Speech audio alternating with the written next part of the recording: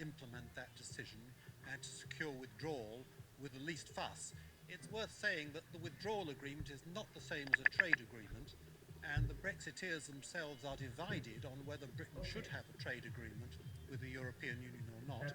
But this raises a much larger problem of whether the people in charge of this negotiation should be the people whose advice has been rejected, because after all, the British people have given an instruction to the government and to Parliament to do something they don't want to do. That has not happened before in Parliament's history. If you were instructing a solicitor, David, to do something for you, would you not rather have a solicitor who agreed with what you were doing, rather than someone who told you not to do what you proposed to do? So I think this raises acute questions about the future of the government, and indeed the representative nature of the Parliament. Around two-thirds of its members are opposed to Brexit. The sovereignty of the people, I think, goes much deeper, controls the sovereignty of Parliament in this particular case, I think.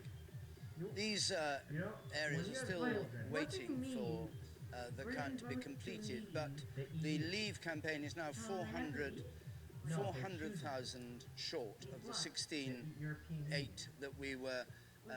They're ahead by, yes, the figure they've got to get to is 16,800,000. It's 16,400,000, so it's 400 to go. So those ones are still coming in. Now, Andrew Neil joins us. Andrew, do you think there's going to have to be a general election because of what Vernon Bogdanor was saying? You've got to have somehow somebody's got to work out who's going to negotiate with the EU, and you can't have a Prime Minister who was thinking one thing and a Chancellor who was thinking one thing, constructively and optimistically and cooperatively negotiating something quite different.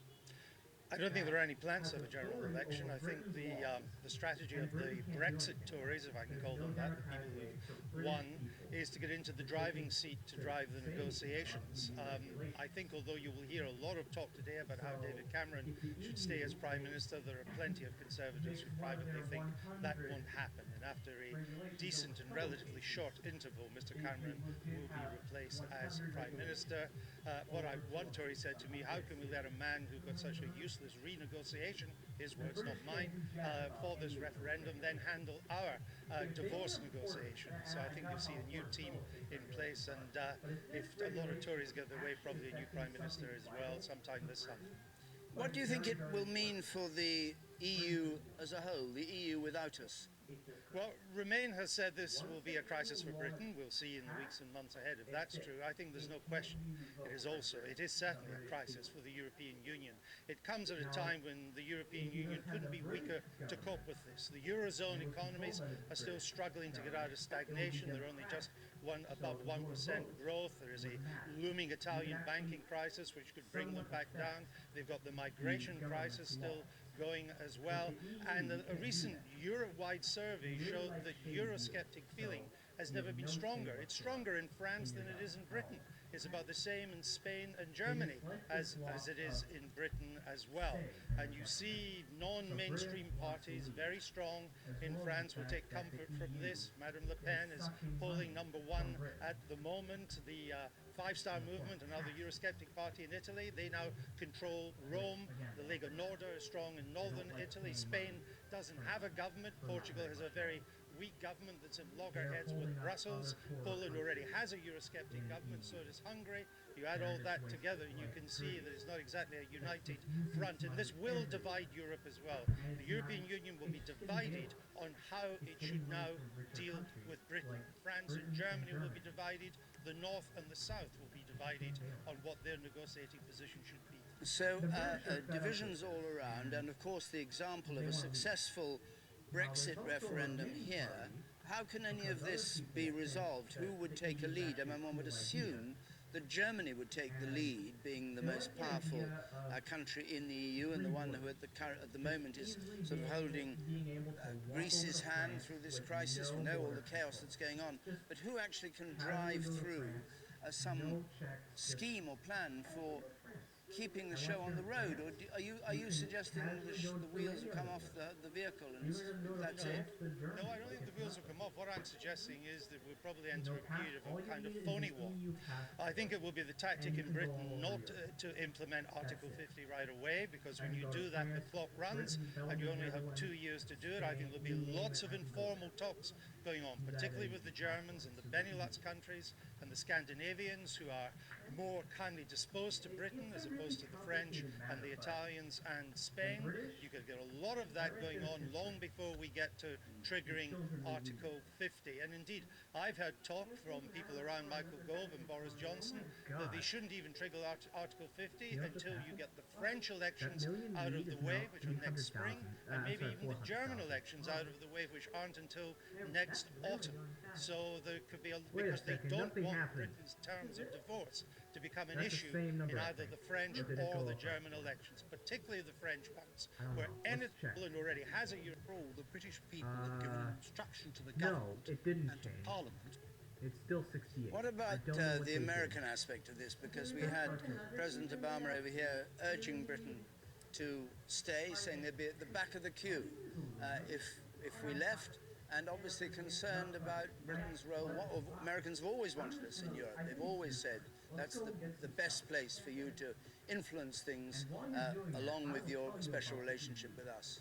Well, the State Department in Washington has been up all night monitoring this, and they will now have to have a major rethink of what their approach is to Britain. It has been a long-standing American foreign policy objective and aim that Britain should be part of the European Union. That has been true of Democratic governments and Republican governments. That will now no longer be the case. So American foreign policy will now have to come to terms with a Britain that is not part of the EU, but will still have to deal with the EU. It will need to look at beefing up its relations, particularly with Germany, but also to some extent France too, and wonder how it can now develop a more bilateral foreign policy with London. So it's a big change and the end of a historic period in American foreign policy towards Britain as well. Andrew, thank you very much. I know you'll be back later on, 9 o'clock, I think, to carry on the story of a day that'd be quite extraordinary day, really. Do you expect the Prime Minister to make a statement before 9? He has to make a statement before the market's open, presumably. Yes, I think the Prime Minister will be under huge pressure to make a statement. I think he's still under even greater pressure to work out exactly what he's going to say. I think the most we can expect from the Prime Minister, at least this morning, will be a holding statement. It won't be a definitive statement. I'd be amazed if he resigned, but I think he'll leave that issue open for future statements. But you think within a week or two he might resign, or do you think we're talking about the autumn? I don't know the timetable, but again, the mood on the Tory backbenches will be for change.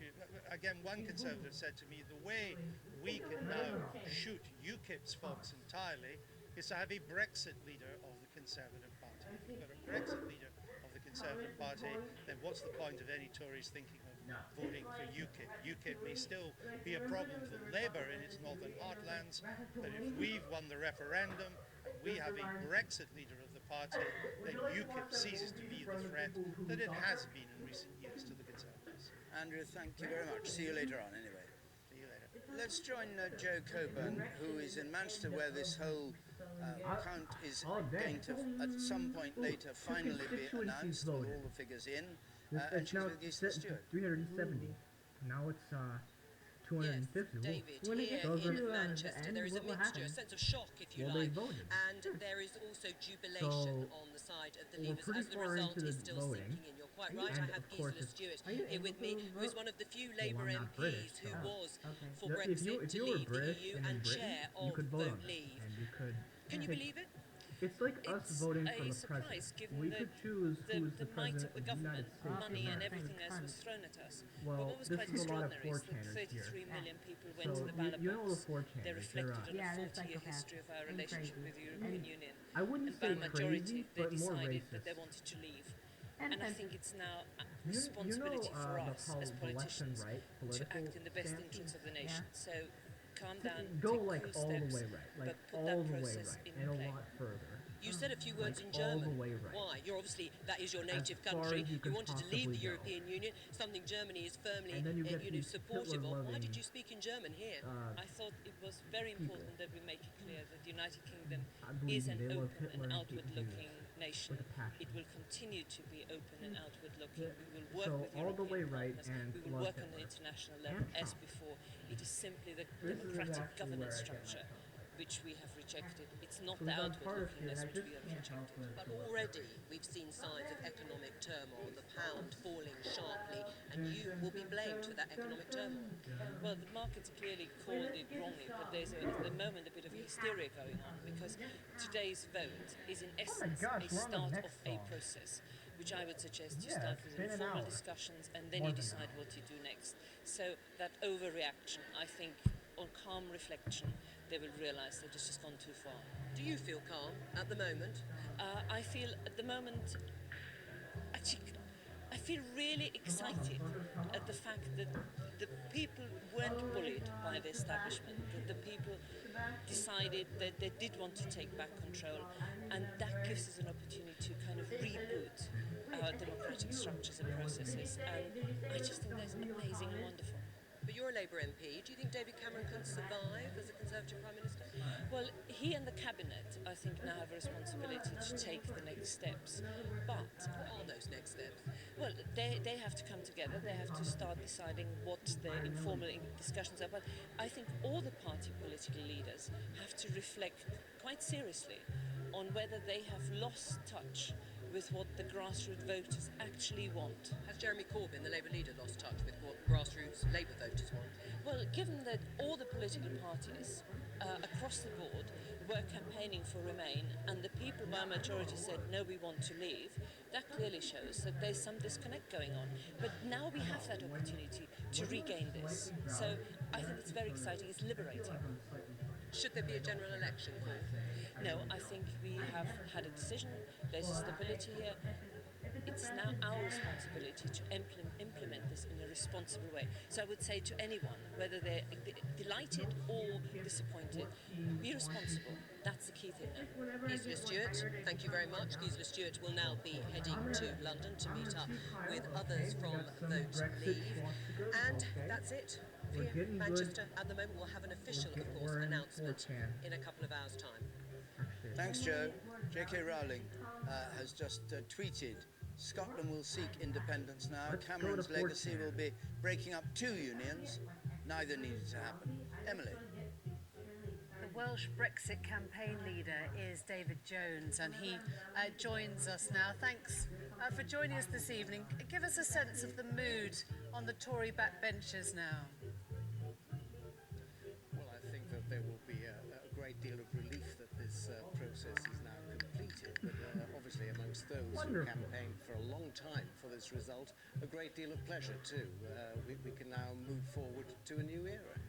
You didn't sign the letter calling on David Cameron to stay. Do you think he should go? Well, clearly he has got to decide his own future. He was the man who presided over this campaign. However, what we do need is a period of stability, and I think that he needs to reflect upon what has happened. But the question of whether or not he decides to go must be a personal decision for him. Would it be the right one? I think, again, that's a matter for him. David Cameron has been an outstanding leader for the Conservative Party, but the fact is that on this occasion he called it wrong. And I think now, as I say, what we do need is a period of stability, and David Cameron has got to decide whether he feels that he is the person who can provide that stability. The author, J.K. Rowling, has just tweeted that he will be remembered as the man who broke up not just one union, but two if Scotland goes back for its second referendum. Well, I think that what we have to reflect on is this. We have now taken our country back. The United Kingdom is on the way to being an independent country again. And I think that before the Scots decide on yet another referendum, they need to consider whether they want to be part of a strong United Kingdom, or whether they want to be an insignificant part of what is clearly becoming an increasingly monolithic European Union that is moving towards becoming a superstate. And when you talk about taking the country back, many people in the country will not know what has to happen next. Is David Cameron the right person to lead the Brexit negotiations, do you believe? I think that he is in some difficulty given that the negotiations that he completed in February clearly didn't impress the British people. As I say, this is an intensely personal decision. But I think that, and I must repeat, what we do need is stability and certainty, and we need that as quickly as possible. And that, I'm sure, is something that will be at the forefront of David Cameron's mind this morning. I don't understand what that means. When you say we need stability quickly, are you calling for change or are you calling for continuation? Mike, this is a. What I'm calling for is David Cameron to give consideration to whether he is the person who can provide the stability that the country needs. Clearly, we've got a negotiating process that we have to enter into fairly soon. There's the European Council only next week. He clearly will be representing Britain at that council, but after that period of negotiation will continue for some months, maybe more than a few months.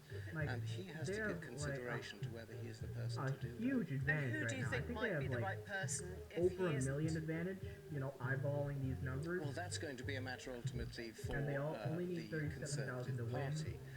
If David Cameron decides that he doesn't want to continue, then clearly there's going to have to be a process with, first of all, within the parliamentary party and then within the wider party. And I think whatever happens, David Cameron needs to provide the continuity to enable that process to take place if he thinks that that is the right thing to do. Would you like to see a snap general election now? I think that would be entirely the wrong thing, and I don't think that it's necessary because we went into this Parliament having made a manifesto pledge to have a referendum. We've had that referendum, it's come up with a clear result on the part of the British people, and that must always have been foreseen by the government when they drafted that manifesto. So I don't think that another election is necessary at all. David Jones, thank you very much. David? 37,000, bottom right-hand corner of the screen there, needed for victory for the Leave campaign. And we'll just perhaps wait until we cover it. I think we've just reached that point. Just go somewhere. There we are. That is now statistically, mathematically there, that the Leave campaign have won, and we're expecting at the end of the count 52% for Leave, 48% for Remain. Quite an extraordinary moment. Not in terms of the way people voted, because it was all the way through, people have said it was a very close run thing, but in terms of a turnaround for British foreign policy, British policy towards the EU, British internal policy, British policy on immigration, you name it, everything now is up for change because of this decision. And however you look at it, it's an earthquake that has happened. And what happens after earthquakes, well, we wait to see. From your point of view, you're quite confident. Yes. Fantastic news. Absolutely brilliant for the United Kingdom. Absolutely brilliant. It's superb. Emily? In Northern Ireland, they voted 56% to remain, and now they're going to have a border between Northern Ireland and the South. Oh, it happened. Security implications of that have yet to be worked through. UK votes leave. The implications for that for the peace process have yet to be worked through. I think, and what's odd as well in Northern Ireland is, of course, that the politicians were arguing that they should It happened. The people of Northern Ireland, of whatever background they came from, voted to remain. I think it's going to be a very difficult situation there, and that is going to be our border with the European Union. That is where, if anybody wants to come into Britain, and obviously one of the things you were talking about was taking control of our borders. How are we going to take control of that border? That's another question I think we need to be asking. But let's just see this, because I'll come to you in a moment, Vernon, but let's see the figures on our now sunlit House of Commons. The Leave campaign on 16,835, and that's winning post was 16,776, 776,000. So they've just reached that point, and the Remain just not quite there, and still a little grey bit to be filled in, but Leave in blue have already crossed the line. Now we're joined by Liam Fox, one of those who is campaigning all along for a leave vote? Former Defence Secretary, Dr. Fox, what would you like to see happen now? Well, first is to have a period of some calm so that people can understand that it's not, as the papers say this all, that we're out. It's going to be some time before we leave the European Union, and we'll have a period where we can disentangle ourselves. We want to leave on good terms, we want to cooperate where it's in our mutual interest to do so, and we need to have a period of stability, and to that end I would like to see the Prime Minister today announce that he will be staying on so that we don't add political instability into the mix. So what you're saying is we've not left, it's just that we've announced that we want to leave. That's where things stand at the moment. Well, that's technically correct. Yes, but the Prime Minister has said that he would implement Article 50, the withdrawal procedure, immediately if there was a vote to leave. You think he shouldn't perhaps do that, or he should?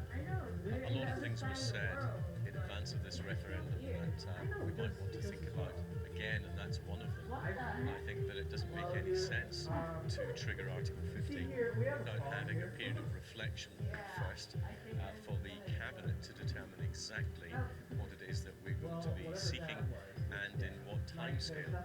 And then you have to also consider what is happening with the French elections and the German elections next year and the implications that might have for them. So a period of calm, a period of reflection, to let it all sink in and to work through what the actual technicalities are.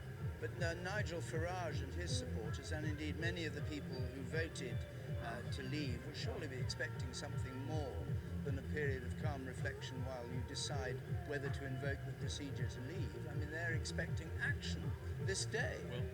Well, we'll be getting action this day, I wouldn't think, on pretty much any front. Because I think that we have all understood that if we, through Article 50 of the Lisbon Treaty, that purposely gives us a window of 2 years to try to sort out these problems, we will have a number of legislative questions to ask for ourselves. But I think what is clear is that we have now decided to change the course of our history, and I hope to also change the course of European history. The British people have taken a really courageous view, which is to say that managed decline in a failing entity of the EU is not to be our destiny. And I'm just overwhelmed by the moment here. It's an enormous historical impact. How long can you go on paying £350 million a week? Which was on the side of your battle bus to the EU. Once the British people have decided they don't wish to pay £350 million a week. Yeah, well, we'll still be required to fulfil these obligations that we have under our current negotiations until such time as we leave. Shouldn't you crack along and speed it all up and get it done and dusted as soon as possible? Well, of course, if we can get it done under the Article 50 agreement more quickly, then that would be great. If we can come to mutual agreements on things like trade and some of those security arrangements, that would be wonderful. And I think that there's a very strong incentive to do so, because it is in the interests of both the other countries in the European Union and now Britain, as we will be outside the European Union, to maximise our cooperation. And I've always wanted that cooperation, I just didn't want to be governed by them. I don't quite understand how you see the Prime Minister who fought so hard on the other side suddenly changing and saying, oh, I see, that's what you want. You want to, right, this is how I'll negotiate that. I mean, he went to Brussels, he had a negotiation that you said was a failure, and you would no doubt think was part of the reason that he didn't win the referendum. How can he then sort of act as though it was what he wanted all along? The British people have spoken, and I will now take charge, and this is how we'll do it. I would perfectly understand if the Prime Minister felt very bruised after this result. He urged for one course of action and the public chose another. But that's democracy, and especially that's true of a referendum, which is very binary. And I think that there is a very strong instinct in David Cameron that understands the element of duty in public life, and while it might be uncomfortable for him, I think that it's for the stability of the government and the good governance of the UK that we get political continuity, at least until we're well into that negotiation. And I'm sure that will not be an easy decision for him, but I would urge him to do what his instincts tell him and to maintain that stability, and so that we can get into this process with the least turbulence possible. Dr. Fox, thank you very much. Jeremy, should we just have a look at the story which has now unfolded for people who've just joined us to see what it is that happened this evening and last night as the results were counted? It started 8 hours ago, didn't it, David? It seems like a lifetime ago now, and doubtless the man behind that door of number 10 has some serious questions to answer about what he does next, as Dr. Fox was just saying there. Let's just go back, shall we, to the start of the night and the very, very early result, which rang all